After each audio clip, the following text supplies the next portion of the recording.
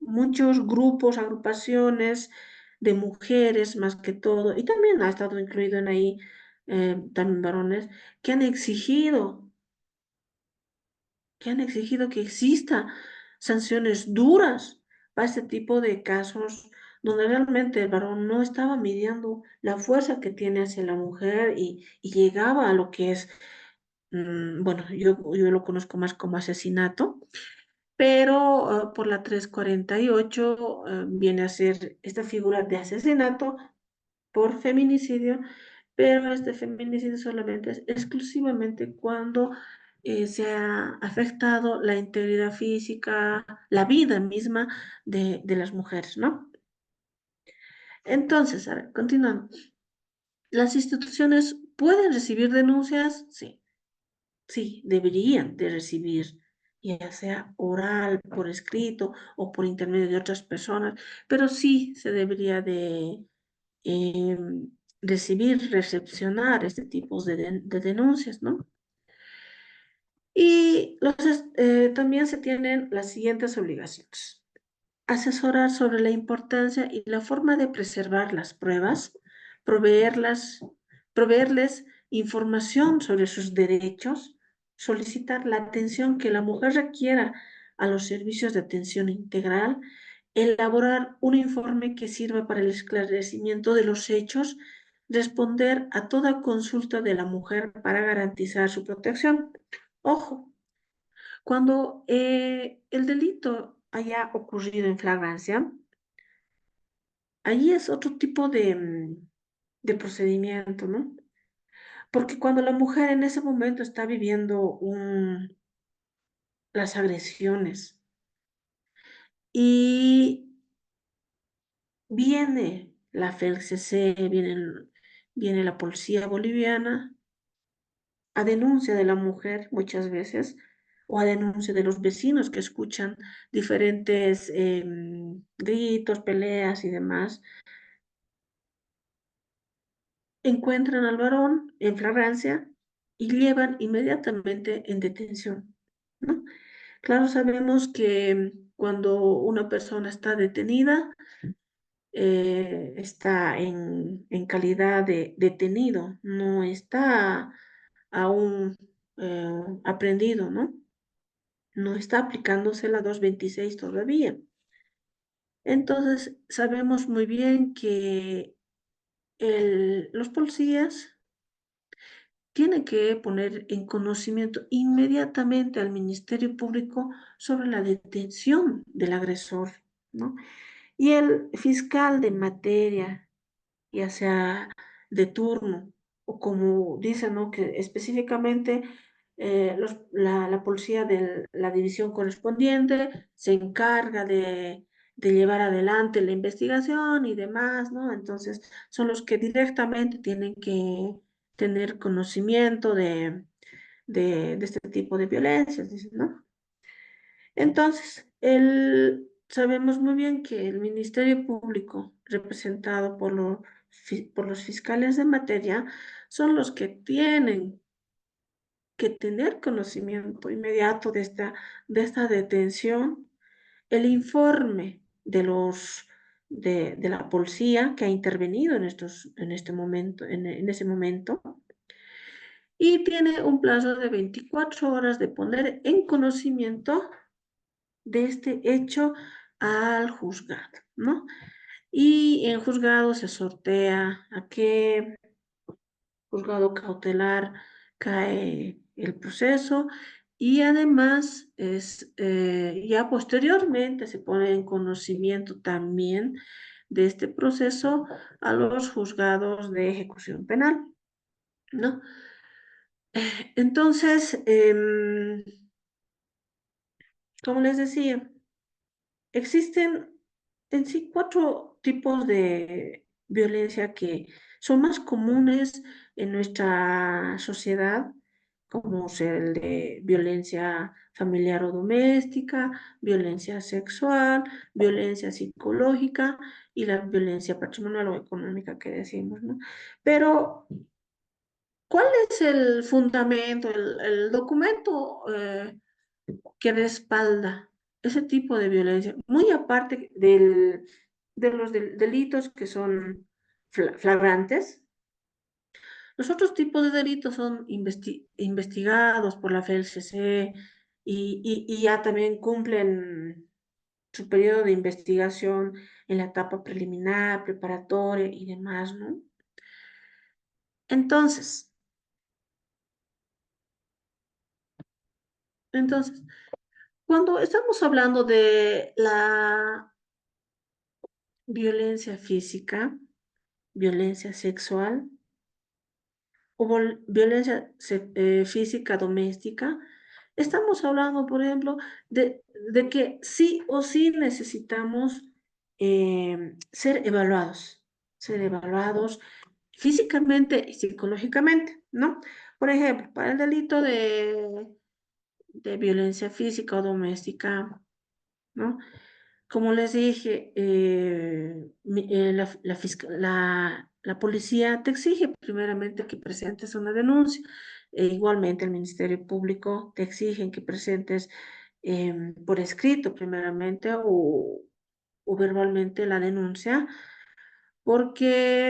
porque su argumento es que muchas veces las mujeres quieren hacer la denuncia, no lo hacen y después se arrepienten, se retiran y demás, ¿no? Pero, mm, ¿qué hacemos, no? Porque muchas veces se hace la denuncia por escrito, todo, y, y nos enteramos que el hombre es el sustento del hogar, que es el que trabaja y de alguna manera es el que cubre la manutención, la atención de los hijos. Y peor cuando son llevados detenidos y mucho peor cuando son ya eh, llevados a recintos penitenciarios. Porque, por ejemplo, una experiencia que en Oruro habíamos visto era que el fiscal de materia a todas aquellas personas denunciados, varones, les decía, bueno, les notificaban para su declaración que tienen plazo de 48 horas, listo. Cuando no se van detenidos, ¿no? Les notificaban y les decía ya para su declaración tienes que venir con un abogado. Y cuando se iba a declarar, ¿qué es lo que decían? Si vas a declarar, ya no te voy a poder dar ninguna salida alternativa.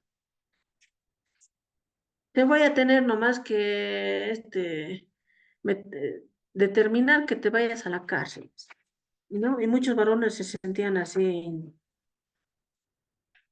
¿qué hago? ¿Qué hago, no? Y preguntaban a los abogados, ¿qué hago, doctor, doctores? ¿Qué hago? ¿Declaro o no declaro? Y el fiscal de materia decía, si declaras, ya no voy a tener fundamento alguno para darte tal vez un procedimiento abreviado. Pero, ¿y quién quiere un procedimiento abreviado cuando realmente no ha existido, digamos, la, la violencia, ¿no? Porque muchas veces hay mujeres que, que no sufren de violencia y sin embargo denuncian. Y hay veces, para mí ha sido un caso muy indignante saber que hay casos en los cuales se les da 2, 3 días de impedimento, de, y no hay, digamos, no hay no hay las agresiones que denuncian, ¿no? Pero sin embargo, el Ministerio Público hasta por un día, 2 días de, de impedimento en la víctima, ya están solicitando la detención preventiva en este caso, del agresor, ¿no? Pero, pero ¿qué nos lleva a esto, no? Una persona, varón, pueden decir ya que se me inicie el proceso y demás. Bonito es, o es fácil, digámoslo así, es fácil entrar a los penales. Hoy en día, con la corrupción que existe en la justicia, la administración de justicia, con la mala aplicación de diferentes leyes eh, que determinan cárcel, cárcel, cárcel. Ya un poquito se ha controlado ese tema con la 1178, porque ya el juez, juez cautelar ya determina qué tiempo va a estar detenido, este tiempo que tiene que ser investigado por el Ministerio Público para que fundamente la futura acusación, ¿no?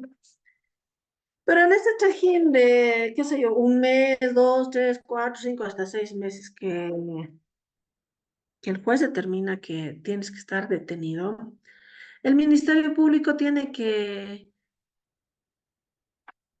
investigar a profundidad qué es lo que ha pasado. Pero decimos tal vez a profundidad porque, porque el fiscal de materia debería de ser objetivo. No decir, no, tú de entradita tú eres el culpable o tú eres la víctima y demás, ¿no? Sino que debería de actuar de forma objetiva e investigar cuáles ha sido la razón por la cual ha habido esa discusión, esa pelea, si realmente ha existido o no ha existido la violencia en sí que se está denunciándose. Pero el Ministerio Público muchas veces te dice, yo me imagino que por cerrar sus casos, por ya no tener tantos casos abiertos, deciría, no declares, sométete a una salida alternativa y yo te voy a ayudar. Yo no le diría así, ayuda, porque en el fondo cuando un agresor llega a tener, llega a abstenerse, a declarar la verdad de los hechos, y se acoge a lo que dice el fiscal de materia, en este caso, que le diga, ya, si no declaras, yo voy a concederte una salida alternativa de procedimiento abreviado, porque es la única salida, porque otros tipos de salidas alternativas no existen para los casos de violencia familiar, ¿no?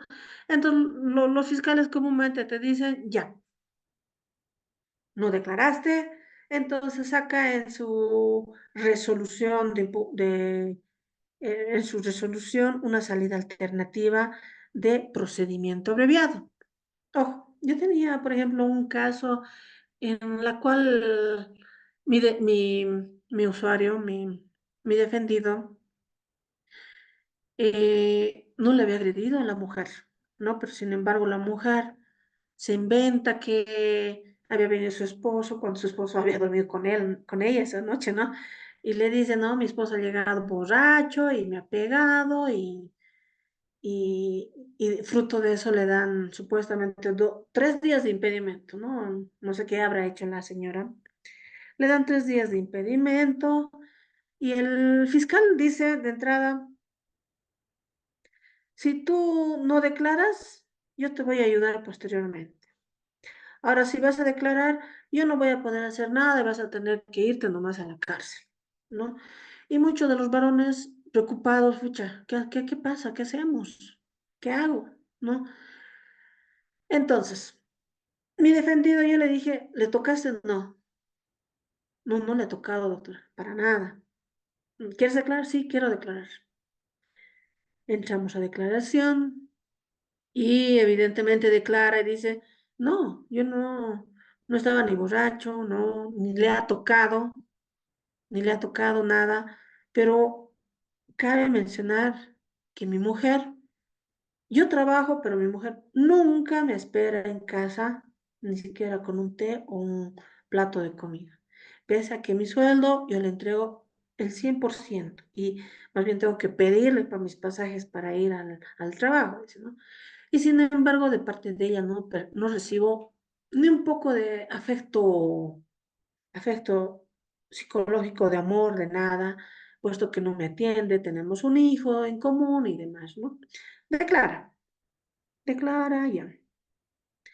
Y el fiscal dice, ya, inmediatamente él presenta la imputación, le da una celeridad única, así, para condenarle al agresor en este caso, ¿no? O al supuesto agresor. Y sucede que presenta la imputación y pide su detención en el penal, mínimamente 2, 3, 4, hasta 6 meses, ya. Pero una persona que trabaja, que tiene una vida diaria, difícilmente va a decir, pucha, ya, esperaré, me voy a la cárcel y desde ahí me defiendo. No, los hijos tampoco le van a decir, pucha, no trabajas y del aire vamos a vivir. Entonces los varones comúnmente dicen, ya, acepto. Y mi defendido le dijo, doctora, acepto. Quiero irme a una salida alternativa. ¿Qué es lo que tengo que hacer? No, uy, ya. Si te vas a una salida alternativa de procedimiento abreviado, primeramente tienes que reconocer que le has agredido a la mujer y tendrías que decirle de qué manera le has agredido. Y si conoces qué es el procedimiento abreviado y Y si estás de acuerdo, digamos, en que todo tu proceso ya concluya, digamos, con este procedimiento abreviado, ojo, ojo, que posteriormente tú ya vas a tener ya antecedentes penales, toda vez que es el procedimiento abreviado es como abreviarte un proceso largo, resumirlo inmediatamente y ya tener una sentencia ejecutoria, ¿no? Y el defendido decía, pero ¿por qué voy a hacer eso si yo no le he tocado? ¿Qué cosa voy a reconocer? Pero ese es el procedimiento abreviado. Ese es el procedimiento abreviado que muchos abogados aplicamos. Y si tú quieres, hacemos el procedimiento abreviado, solicitamos al Ministerio Público que se aplique. O de lo contrario, sería ir a lo que es la etapa preparatoria, la etapa de juicio oral. Es muy cargoso y costoso, digamos, el, el obtener prueba documental, prueba testifical que demuestre lo contrario a la denuncia, ¿no? Entonces mi defendido dice, ya, yo prefiero irme al procedimiento abreviado, eh, pero ya con antecedentes penales, ¿no?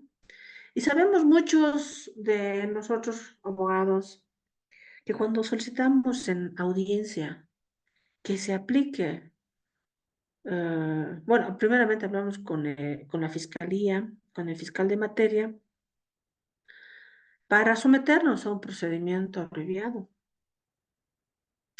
La fiscalía presenta su requerimiento de procedimiento abreviado y en este trajín, mire que ya no es necesario, digamos, que se realice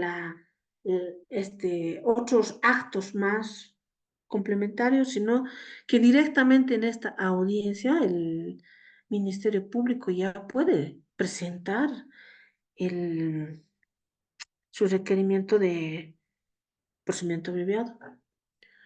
Cuando se presenta este requerimiento, el juez lo primero que hace es invitar al supuesto agresor en su frente y le hace diferentes preguntas, ¿no? Sabemos muy bien que le pregunta primero sus datos generales, le dice si conoce qué es el procedimiento abreviado y si está, y que le relate qué es lo que ha pasado ese día y relate si se siente arrepentido, ¿no? Entonces, los jueces inmediatamente le conceden, le conceden el procedimiento abreviado.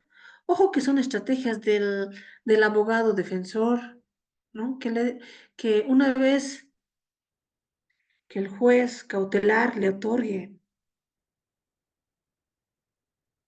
el procedimiento abreviado y antes de concluir la audiencia, el abogado defensor puede solicitar y presentar su certificado de antecedentes penales, que es requisito primordial para la suspensión condicional del proceso. O sea, que si tienes una sentencia de 3 años o menos de 3 años y no tienes antecedentes penales, puedes acogerte a una suspensión condicional del proceso. Claro, con reglas y condiciones que el juez cautelar te imponen en esa audiencia. No vas a asistir a lugares de expendio de bebidas alcohólicas, no puedes acercarte a la víctima, no puedes hacer esto, lo otro. Reglas también te dicen que, qué sé yo, durante un año tienes que venir a firmar, cada semana, cada mes, no, pero no vas a la cárcel. Y ese es el objetivo, digamos, que el abogado debería de conseguir para su cliente, que no vaya a la cárcel. Pero estamos arriesgando que muchos varones llegan por esta causa, llegan a tener ya sus antecedentes penales. Las medidas de protección que se deben de aplicar para las víctimas de violencia son ordenar al agresor la desocupación o restricción de acceso al domicilio conyugal o donde habite la mujer en situación de violencia. Pero ¿y qué hacemos si este hogar, por ejemplo, es del varón, del hombre, que tal vez es herencia que haya obtenido o que haya trabajado para obtener este domicilio? Cuando, cuando el juez determina que el agresor tiene que desocupar, ¿qué hacemos? ¿Dónde sugerimos que nuestro usuario, nuestro cliente se vaya, ¿no? Prohibir al agresor. Bueno, estas medidas se dispone el juez.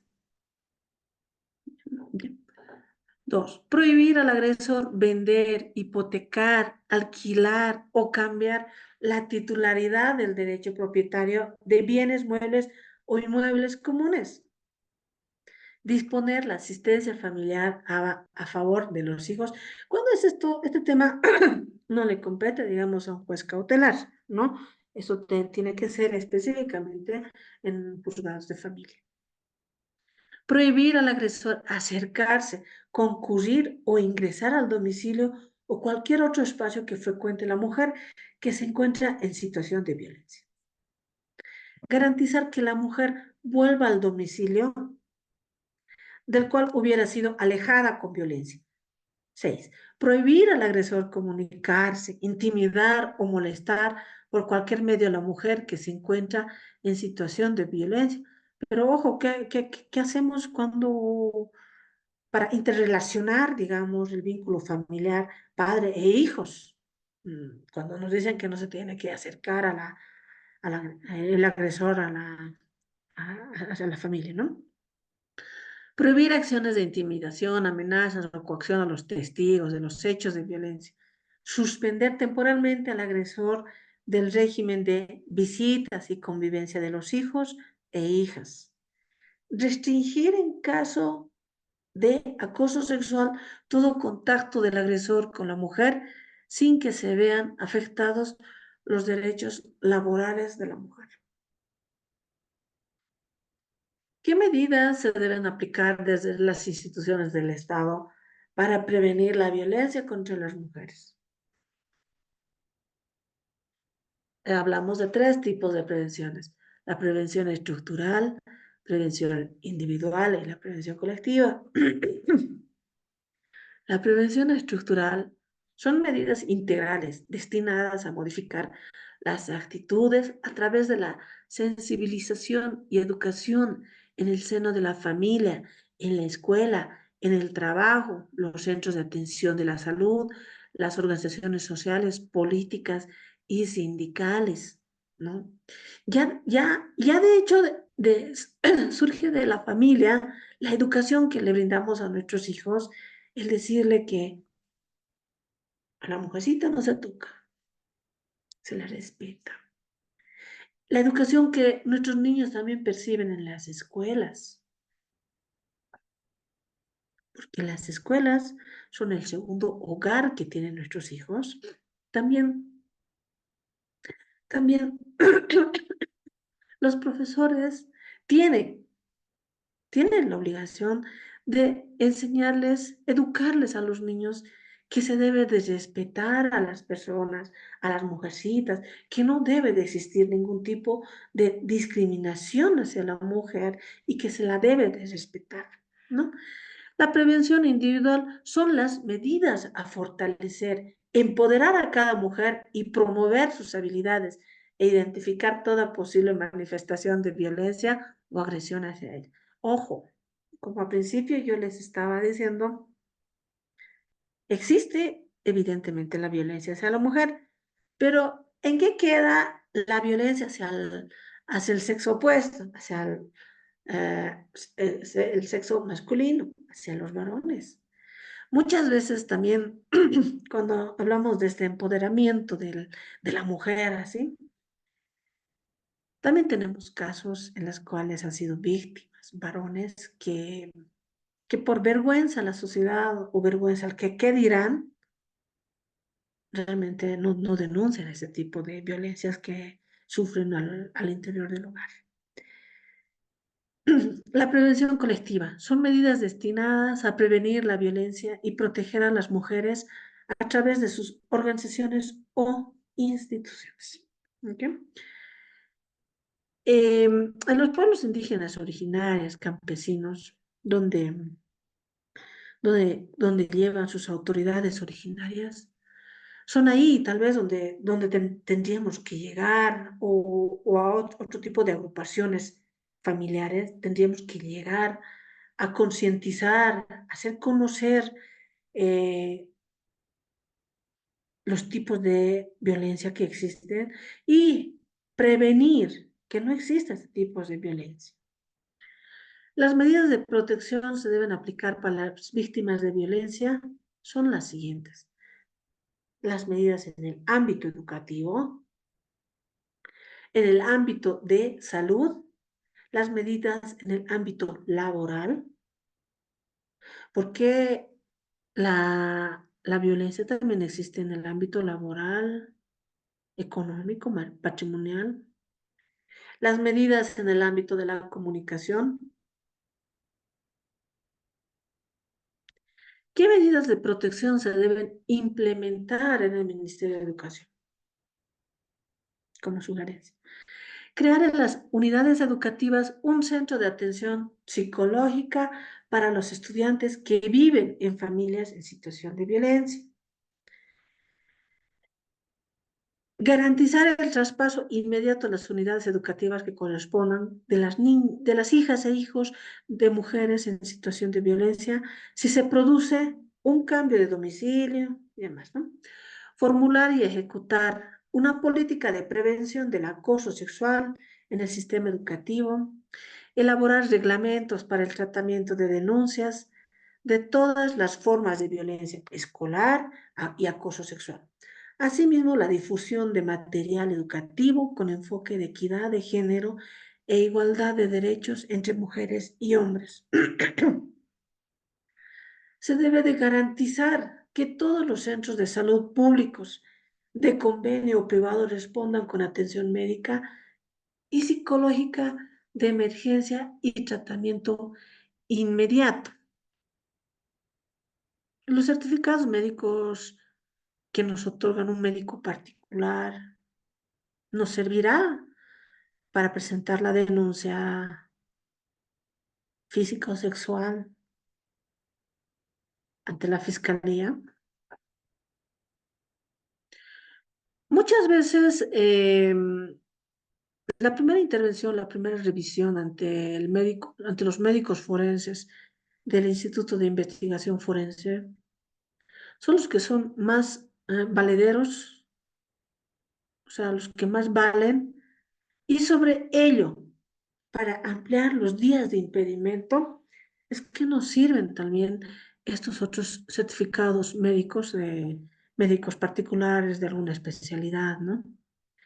Asimismo, para la violencia psicológica, el IDIF cuenta con psicólogos. Los psicólogos tampoco te otorgan una certificación de la noche a la mañana y ya, no, sino que ellos determinan un periodo de sesiones, mínimamente 3 o 5 sesiones, en las cuales el psicólogo conversa contigo y determina si ha existido o no ha existido violencia o qué tipo de efectos psicológicos ha ocasionado en las víctimas, ¿no? Elaborar e implementar mecanismos para la detección y reporte de potenciales casos de violencia que pudieran sufrir mujeres que recurran a los servicios de salud. Derivar a las mujeres en situación de violencia a los servicios especializados de atención médica, psicológica y de protección. Respetar las decisiones que las mujeres en situación de violencia tomen en ejercicio de sus derechos sexuales y sus derechos reproductivos. El personal médico de los centros de salud deberá extender de forma obligatoria un certificado médico por daño físico o sexual emergente de actos de violencia, ¿no? Este certificado, si te has sido médico particular, este certificado tendrías que presentarlo ya, digamos, en tu revisión con el médico forense para que también sea considerado como días de impedimento en este certificado. El médico forense con carácter prioritario deberá homologar los certificados médicos extendidos en casos de violencia. Estos certificados que te sirven antes de ir al médico forense o después que el médico forense te haya valorado y posteriormente has sido un médico particular, este certificado te sirve para ampliar los días de impedimento. ¿Qué medidas de protección debe implementarse en el Ministerio de Trabajo? Adoptar medidas para evitar la imposición de requisitos que generen discriminación para el acceso a un puesto de trabajo, ascenso, salario o estabilidad en el empleo, ¿no? Deberá prohibirse de manera expresa la presentación de pruebas de laboratorio más allá de la idoneidad. Sancionar el despido injustificado de las mujeres por cualquier forma que implique la discriminación laboral. Adoptar un sistema de flexibilidad y tolerancia en los lugares de trabajo para mujeres que se encuentren en situación de violencia, garantizando sus derechos laborales.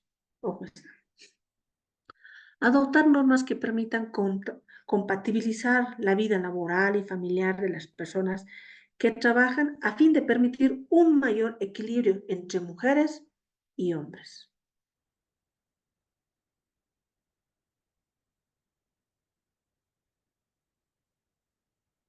Bueno, ahora, una vez que ya hemos visto, digamos, por qué es que se ha puesto en vigencia la ley 348, ¿por qué? ¿Cómo, cómo procede em, la 348? Me gustaría que tal vez podamos compartir experiencias, colegas, desde,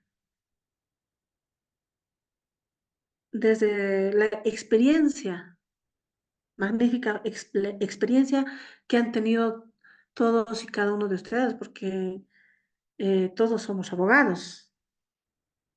Me gustaría que participemos con con el comentario de alguna experiencia que hayan vivido en cancha, decimos, ¿no? En los juzgados, en la fiscalía. Les doy la palabra, compañeros. colegas.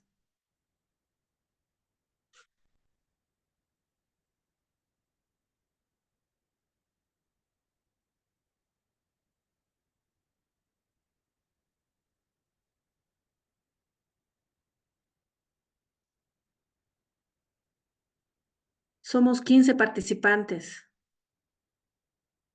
Está presente Abraham Choque, Cristian Ventura,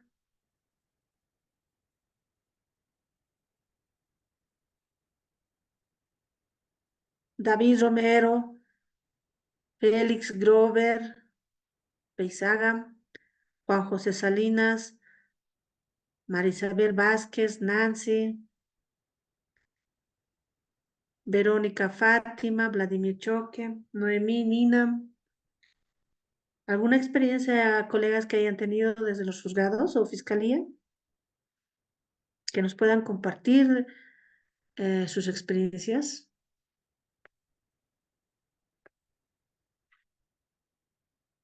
Hola, colegas, participaremos.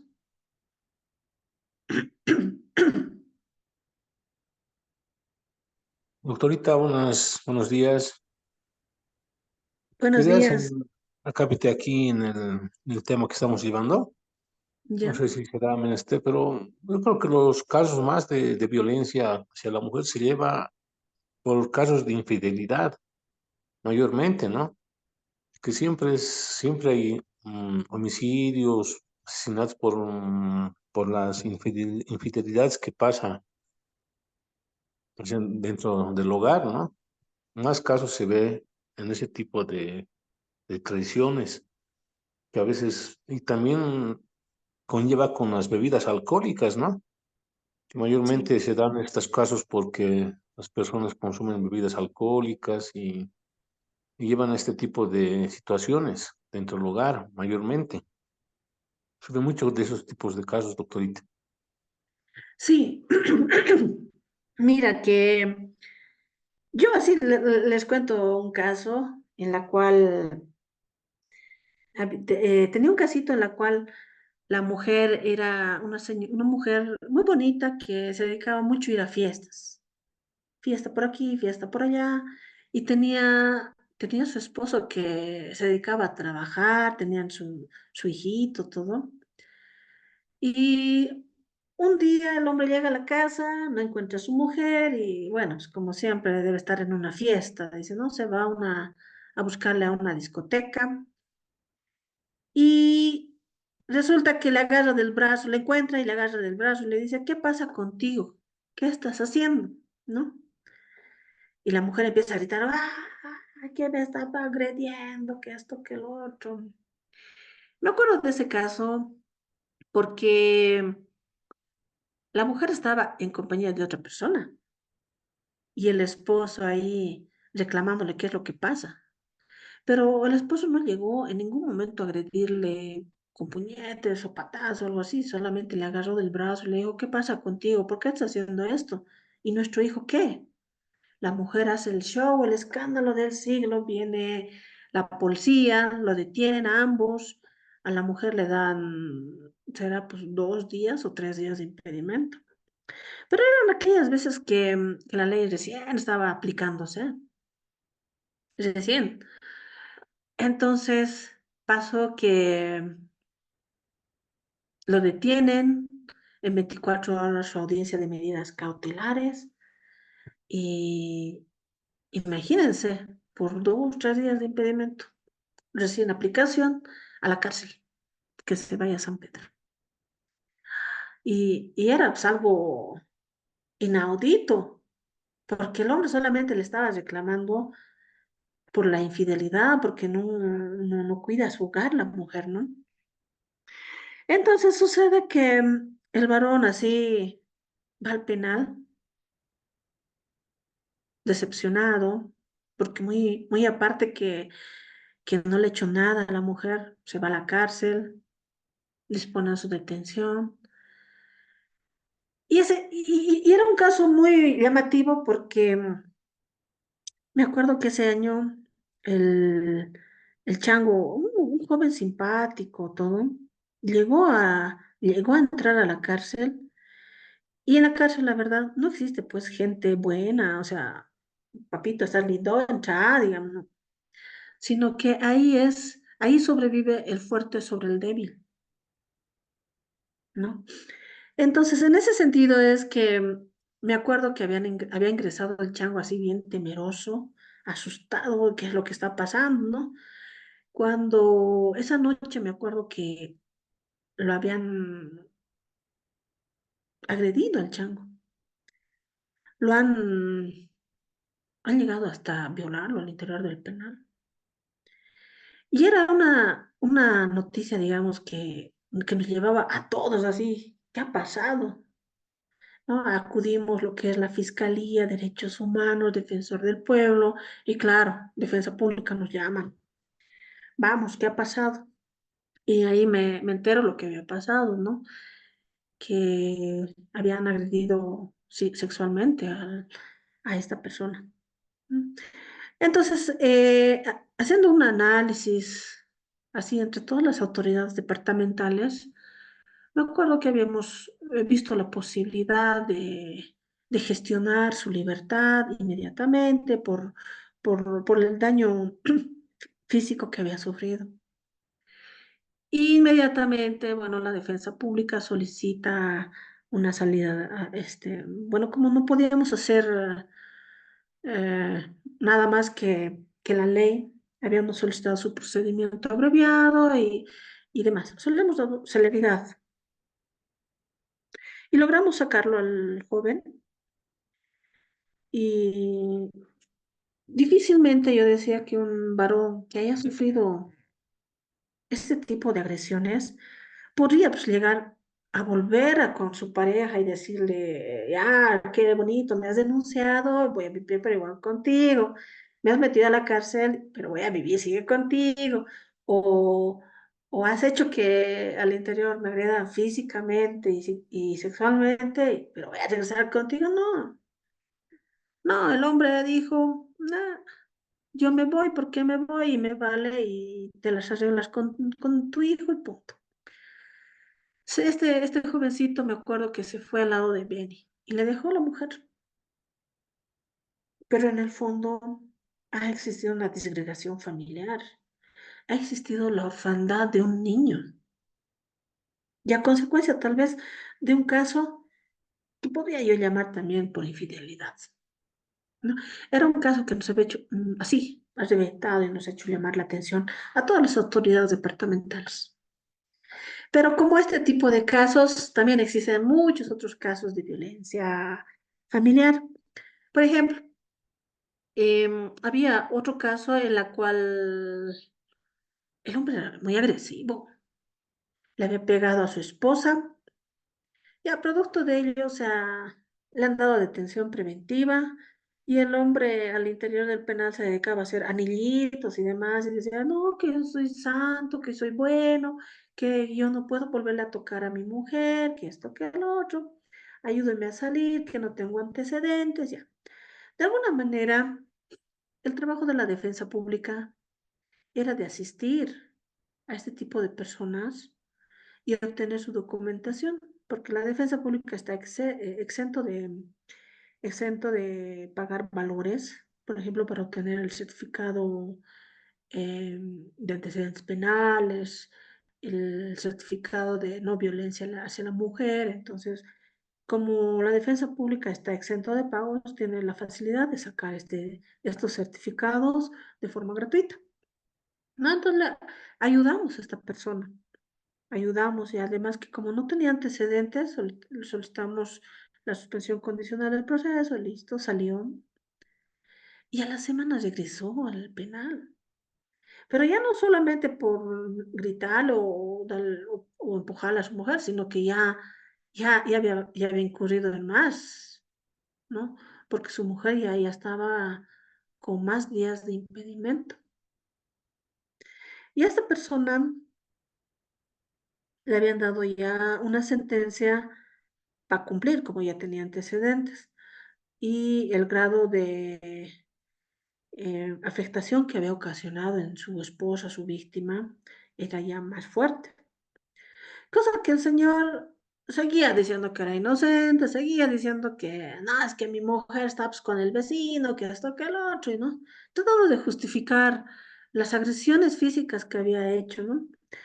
Pero pasó el tiempo, sabemos muy bien por la 2298, la ley de ejecución penal, que toda aquella persona que entra al penal tampoco cumple pues de, si digamos se le dan 3 años, da 3 años en el penal, ¿no?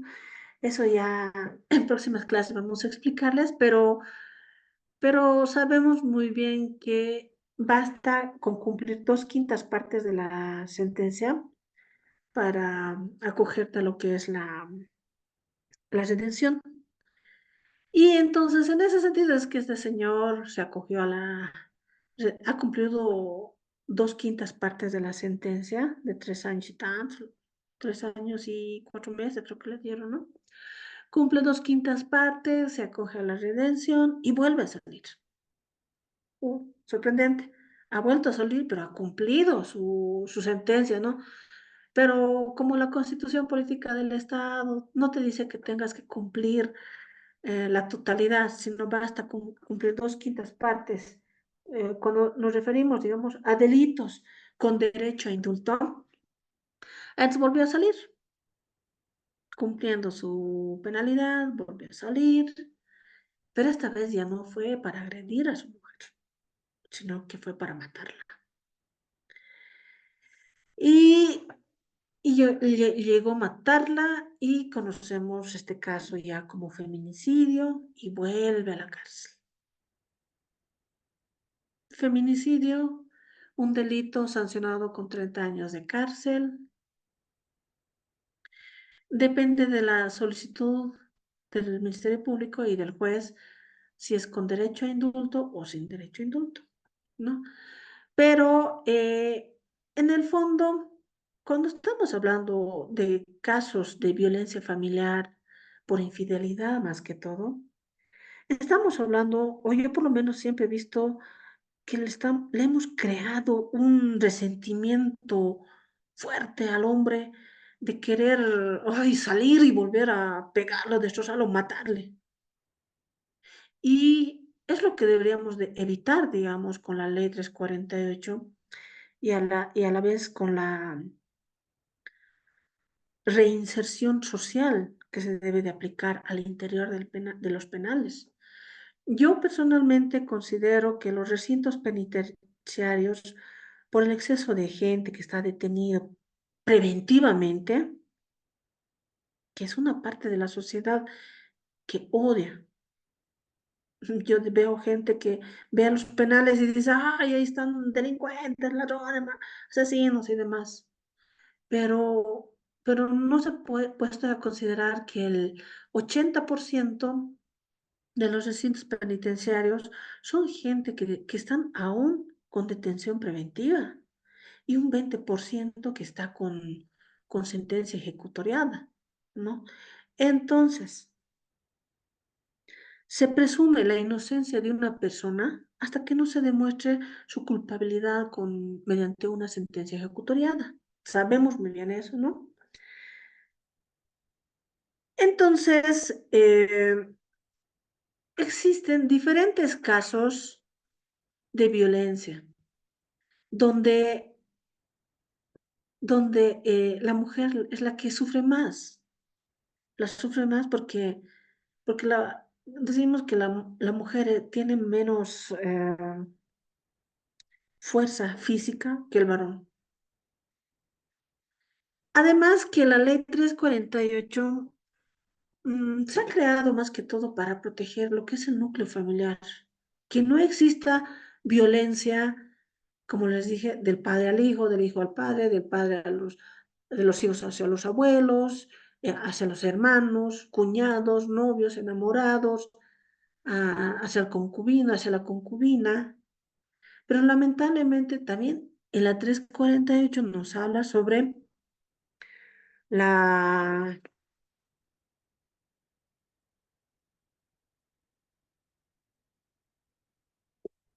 la violencia que sufren todos los integrantes de la familia. ¿no? Pero últimamente se ha visto la aplicación solamente de la violencia que sufren las mujeres, que los hombres hayan agredido físicamente a las mujeres. Solamente se ha escuchado de esto y se ha llegado a tal extremo de incurrir en, en el mal llamado de feminicidio. ¿Cómo se llamaría si una mujer mata a un hombre? Machicidio, pero no existe tal.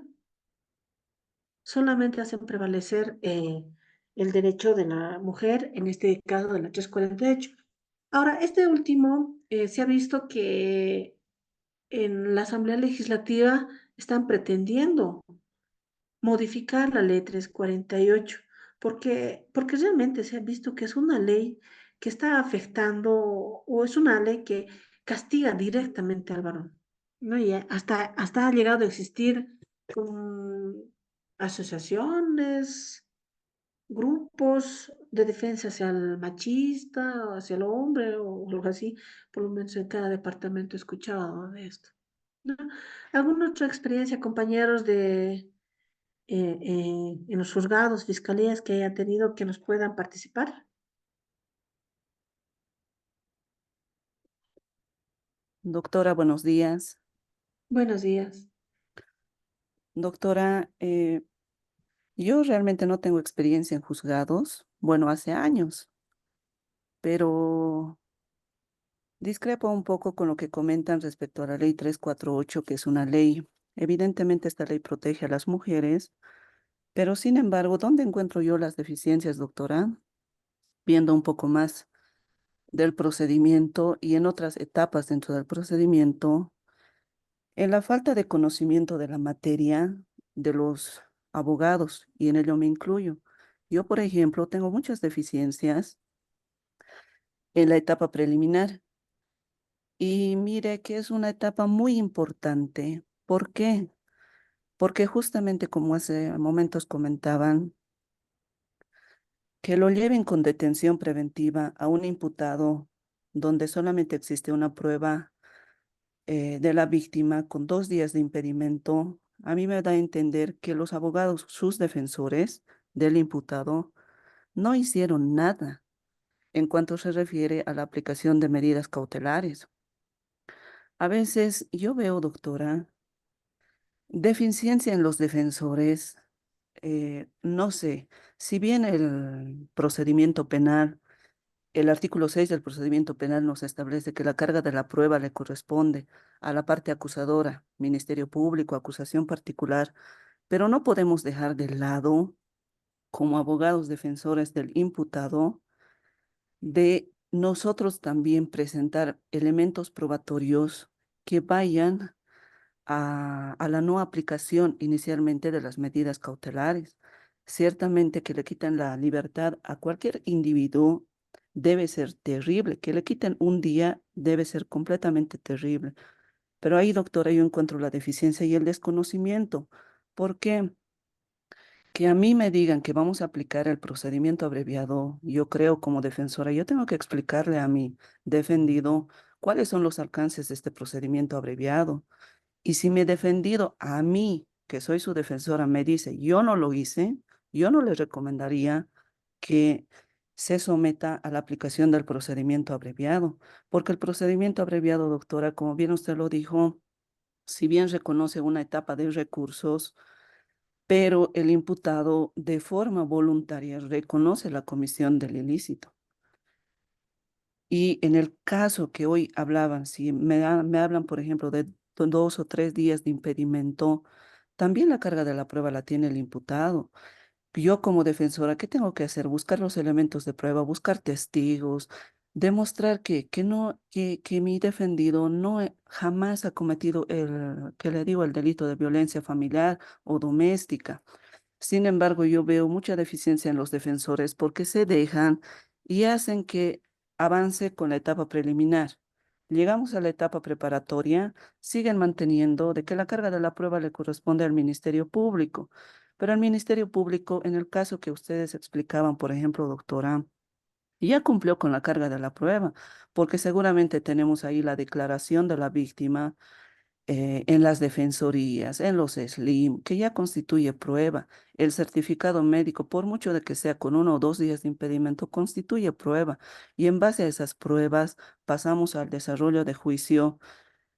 Disculpen, no me parece para mí, no sé, algo malo que haga el juez, pero el juez, ¿qué va a hacer? Si a mí me presentan esos elementos probatorios, yo como juez voy a tener que condenar al imputado. Si bien lo condenaré con la pena mínima, que será de 2 años, no le aplicaré la máxima, pero voy a tener que condenar. ¿Por qué? Porque el imputado, que si bien desconoce de las normas, pero sus defensores no se han preocupado, no me presentan ningún elemento de prueba. Y doctora, posterior a eso, una condena, por mucho de que tenga 2 años, se va a una etapa de recursos. ¿Qué van a lograr en la etapa de recursos? Ahí también es muy importante porque algo que yo veo también deficiencia en los abogados, en lo cual me incluyó, es que muchos también no saben formular un recurso de apelación, reclaman aspectos de la etapa investigativa cuando el tribunal de alzada ya no tiene competencia para conocer esos aspectos, solo en fase incidental. Van a una etapa de casación, lo propio. Siguen reclamando cuestiones incidentales que han sido correctamente resueltos por un tribunal de apelación y el tribunal de casación les va a declarar pues inadmisible o infundado. Y ahí vienen los malos comentarios, para mi criterio, de que no hay administración de justicia. Mira, yo participé en unas plataformas de violencia contra la mujer, justamente que han sido llevados por la Asamblea. Discrepé bastante de la comisión que formó la Asamblea. ¿Por qué? Porque ellos piden, y ahí sí les doy la razón a usted, doctora, y a los compañeros, que se le condene a un hombre que haya cometido violencia contra una mujer. Pero nosotros como juzgadores tenemos que ver de que si uno tiene condena, tiene que haber suficientes elementos de prueba que acrediten que el imputado o que la conducta del imputado se adecuó a los elementos constitutivos de cada tipo penal. Y esto también es importante, por ejemplo, en la fase de juicio. ¿Qué es lo que muchos atacan? No, yo no lo hice, no lo hice. En el caso que comentábamos hace rato, yo no la pegué a mi mujer, yo no fui, ella me fue infiel. ¿A qué deberíamos dedicarnos nosotros como defensores? Si me están acusando por el delito de violencia familiar o doméstica previsto por el 272 numeral bis del Código Penal, yo tengo que acreditar que mi conducta o que la conducta de mi imputado no se adecua a esos elementos constitutivos. Y ahí, doctora, yo veo bastante deficiencia en los cuales yo completamente me incluyo. Por eso justamente yo me inscribí a este diplomado. ¿Por qué? Porque yo quiero aprender estas etapas. La etapa preliminar es completamente fundamental. Deberíamos de desacreditar los riesgos procesales, la obstaculización. Mire, hay jueces, yo le puedo hablar del Departamento de La Paz, desconozco a las demás autoridades de otros departamentos. En La Paz conozco jueces completamente que conocen de procedimiento y por este delito de violencia familiar o doméstica no han aplicado una detención preventiva ni una detención domiciliaria. Sí han impuesto medidas sustitutivas. ¿Por qué? Porque muchas veces el hombre es el sustento del hogar y si bueno, si le aplican una detención preventiva, ¿en qué queda la familia? Justamente la ley 348 busca resguardar el derecho, o bueno, resguardar la unidad, esa protección familiar. Ahora bien, también he visto jueces y conozco muy buenos jueces en el Departamento de La Paz que sin pruebas no han condenado y han absuelto al imputado. Y acá también he visto, doctora, eh, abogados de las víctimas que han venido en apelación y como le digo, la deficiencia es terrible. En etapa de casación lo propio. He visto los defensores, por ejemplo, del Estado defensores estatales desconocen la aplicación del artículo 407, 408, 416, 417 del procedimiento penal. Reclaman en etapas de apelación y en etapas de casación aspectos que sobrepasan la competencia tanto del Tribunal de Apelación como del Tribunal de Casación.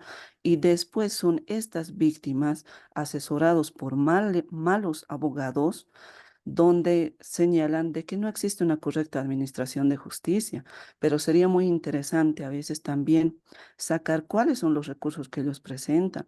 Por ejemplo, en aquellos casos donde se obtiene sentencias absolutorias por falta de elementos probatorios, no podemos culparle al juez que se haya parcializado con la parte imputada. Si la víctima, con sus abogados y muchas veces hasta el Ministerio Público incurre en en esta misma línea, no presentan elementos probatorios, o si bien presentan, estos han sido desacreditados por las pruebas que han sido presentadas por los imputados, por sus defensores. Entonces, doctora, desde mi criterio, sí sería muy importante que nosotros como abogados nos capacitemos, porque, como le decía, yo discrepo bastante. Yo únicamente aceptaría la aplicación de una salida alternativa de procedimiento abreviado o le recomendaría a mi defendido que se someta a dicha salida alternativa cuando él me diga, sí, yo he cometido ese delito. Y además que me dijera incluso, doctora, cuando esta sería de un ilícito con pena determinada, como los delitos de feminicidio, asesinato. Son los únicos dos tipos penales que llevan penas determinadas. ¿Por qué? Porque ¿para qué nos vamos a someter a un desarrollo de juicio si igual lo van a condenar a 30 años de prisión sin derecho a indulto? Entonces no podemos ni siquiera hacer una etapa de juicio para poder atenuar la pena. Esa sería mi participación, doctora. Muchas gracias, colega. Y en sí tienes toda la razón, porque parte mucho de la experiencia y el conocimiento que tienen los abogados, ¿no? Pero, por ejemplo, tú hablabas que todo se concentra en lo que es en la etapa preliminar, pero la aplicación de la etapa preliminar es muy diferente, ¿no? ¿Por qué? Porque surge la denuncia, pero en calidad, digamos, de aprendido, cuando se le ha encontrado al agresor en flagrancia, ¿no? Evidentemente, en ese momento, una persona tiene 24 horas para obtener documentación, ¿no? O sea que el Código de Procedimiento Penal en el artículo 233 nos dice que tiene que, para que surja lo que es la detención preventiva o la imputación formal, debe de existir los requisitos de la 233, ¿no? Que haya existido el delito y que haya sido partícipe de ese delito en calidad de autor o cómplice y demás, ¿no?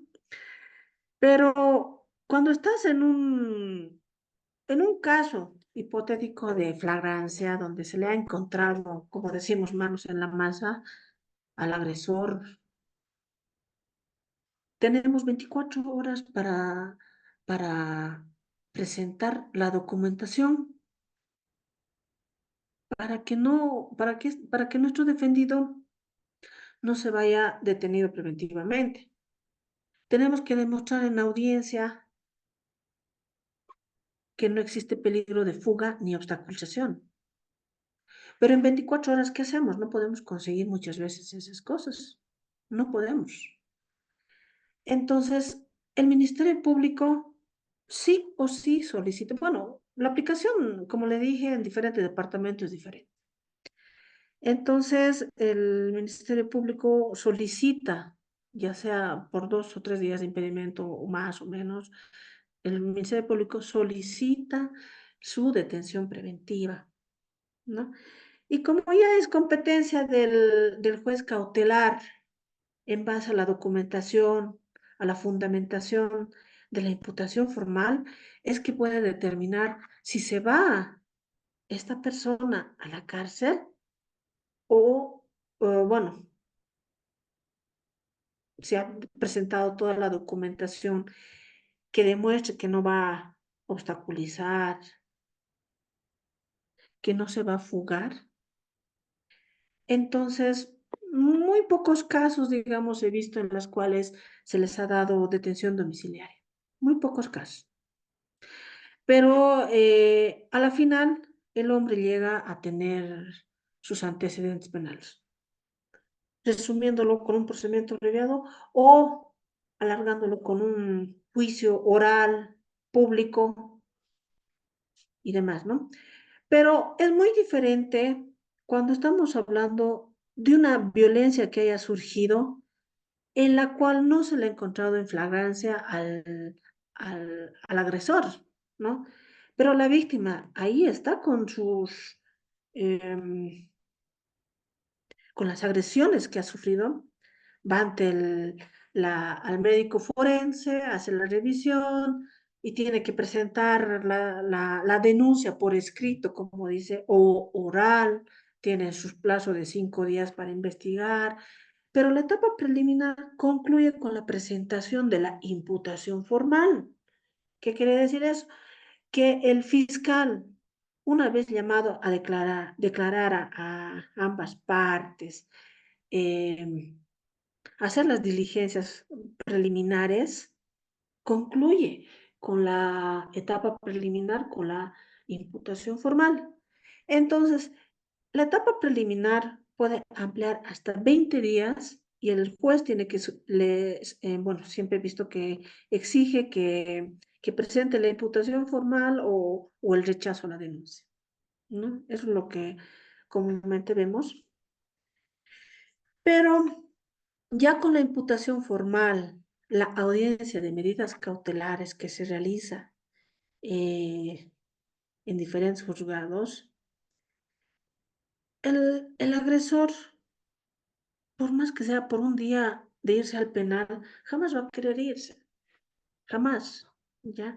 Entonces, en su desesperación de no querer ir al penal, es lo que tiene que nomás someterse al procedimiento abreviado, como le estaba diciendo, porque muchas veces, por lo menos aquí en Oruro se ha visto que el fiscal de materia, no, si vas a declarar, no te voy a poder ayudar con esas palabras, siempre te cierran las puertas, ¿no? Pero, ¿y si nos vamos a audiencia? Si nos vamos a audiencia, no tenemos documentos, cómo respaldarnos, cómo ayudarnos, ¿qué hacemos? O sea, estamos condenando a nuestro usuario que se vaya como privado de libertad, está existiendo lo que es los hacinamientos de los penales, ¿no? En sí, lo que dice la colega es muy, muy cierto cuando dice que parte del abogado eh, que te defiende, que te defiende y te, y te sugiere qué es lo que se puede hacer, si corresponde que declares o no declares, pero todo se puede hacer en base a la documentación que puedas otorgar a tu defensa técnica. O sea, si una persona es detenida o prendida y en 24 horas es dispuesto su caso ante un juzgado cautelar, si presenta en ese lapso que demostrar que yo tengo familia, tengo trabajo, tengo domicilio, que yo no me voy a fugar, es más, muchas veces presentan hasta el certificado de migración, certificado de antecedentes penales, certificado de no tener antecedentes por violencia y demás, ¿no? Todas esas documentaciones no puedes, muchas veces no se puede lograr obtenerlo en 24 horas. Hay veces porque tal vez no tenemos alguien que nos colabore, algún familiar, alguien, o porque también estos certificados tienen un costo, ¿no? Entonces, es una dificultad que sufren más que todo en los casos de violencia los varones, ¿no? ¿Alguna otra experiencia, compañeros, colegas que hayan tenido en juzgados o fiscalías?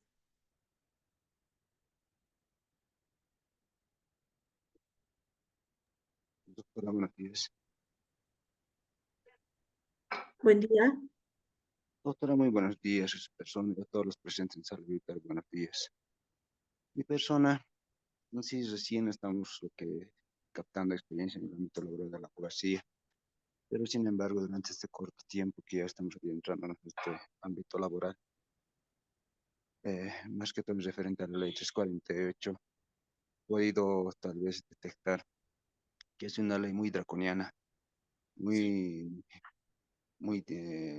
no te ofrece muchas salidas en situación de que seas imputado o acusado en todo caso, o sindicado por el hecho de violencia familiar u otro, ¿no? Y asimismo tiene muchas falencias, porque usted muy bien le ha dicho, la ley no te plantea lo que concierne una reinserción social o reinserción al núcleo familiar, más al contrario, disgrega el núcleo familiar. Entonces, a mi parecer, la ley desde ese principio estaría mal, ¿no? En ciertos aspectos, porque sabemos muy bien bajo qué circunstancias en sí se ha creado esta ley, o qué ha sido el móvil o el motivo por lo que se ha propulsado esta ley, ¿no? Entonces, netamente, yo puedo, o perdón, según lo que yo he podido analizar, sería una ley que de alguna manera tiene muchas falencias. Entonces, y el más sobresaliente, como ya ha hecho referencia usted, tal vez también algunos colegas ya han hecho la referencia, que no tiene esa salvedad, por lo menos, de reinsertar al núcleo familiar, tanto al varón, y peor todavía, lo disgrega. Muchas gracias. Gracias por su participación, colega. ¿Alguna otra persona más, compañeros?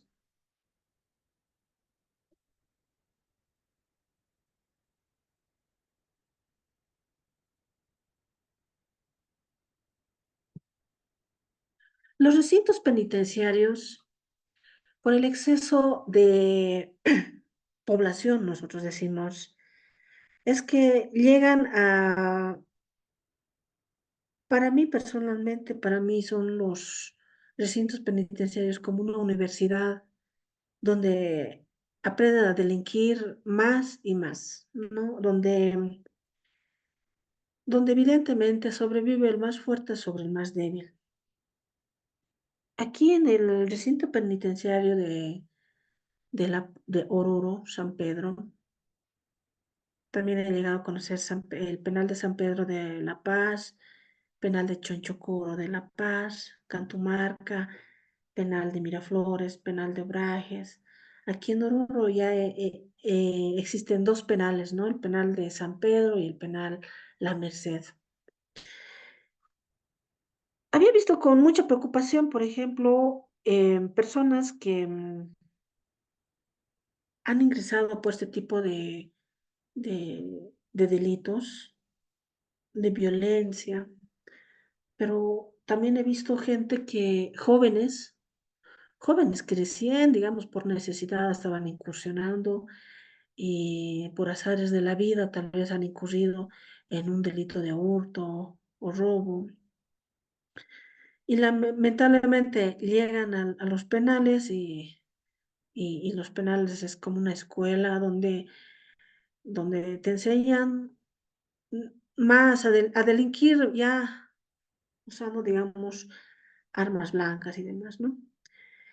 Pero, pero en sí, eh, las personas agresivas que el juez haya determinado su detención preventiva en los penales, tenemos muchos casos de estos. Y como ya les dije anteriormente, esta detención ocasiona en el varoncito más que todo una, un rencor, unas ganas de vengarse hacia la persona que le ha metido, cosa que muchas veces no pueden contenerse y cuando salen del penal ya incurren, digamos, en afectar ya la integridad física de una persona y producto de ello es lo que estamos viendo, los feminicidios. Los feminicidios que bueno, no a diario, ¿no? Pero sale a la luz pública constantemente. Por ejemplo, tenemos ahorita, no sé si podríamos comentar el caso de una señorita que se ha desaparecido, Odalis Baquiata, Odalis Baquiata. Es un caso que llama la atención, personalmente a mí me llama la atención